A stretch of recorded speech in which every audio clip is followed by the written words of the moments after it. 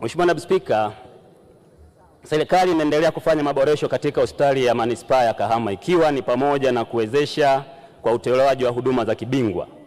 Huduma za kibingwa zinazotolewa ni pamoja na huduma za magonjwa ya ndani, internal medicine, matibabu ya mifupa, magonjwa ya uzazi, magonjwa ya macho pamoja na huduma za uchunguzi wa mionzi.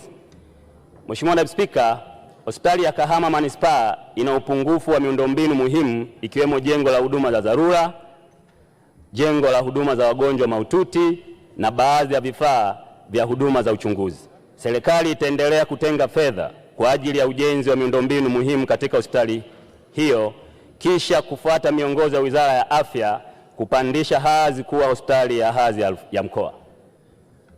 Mheshimiwa Benjamin, swali la nyongeza.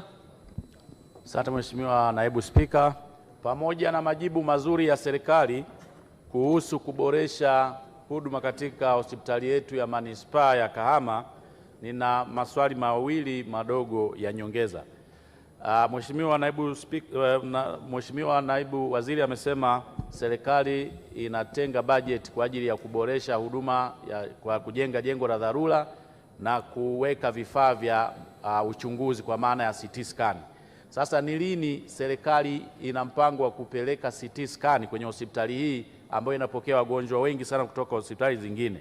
Na swali la pili ni lini sasa serikali ina mpango wa kuboresha na kukamilisha majengo ya zahanati ambayo yamefikia hatua za lenta kama vile Charia, Nyandekwa na sehemu zingine za wilaya yetu?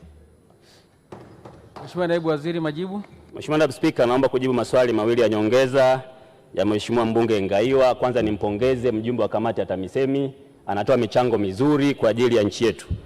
Mheshimiwa Naibu Spika, kweli kwa idadi kubwa ya wagonjwa ambao tunawapokea katika hospitali hii ya halmashauri ya manispaa ya Kahama na uhitaji wa CT scan kwa ajili ya upimaji uchunguzi wa mifupa na uchunguzi wa mifupa katika wagonjwa wetu, nimhakikishie Mheshimiwa mbunge kwa maana ya kwamba ndani ya muda mfupi serikali imekishafanya tathmini na uhitaji huo tumeshauona na tutaipeleka CT scan pale ili iende kutoa matibabu kwa kuwahudumia wahitaji wetu. Mheshimiwa Naibu Spika, kuhusu zahanati nilikwishaeleza hapa, zaidi ya zahanati 1841 zinakwenda kufanyiwa ukarabati na kwenda kumaliziwa maboma, na serikali inajielekeza zaidi katika miradi hii ambayo tayari imekwishaanzishwa ili tuweze kuikamilisha kabla ya kuanza miradi mingine ya zahanati na vituo vya afya.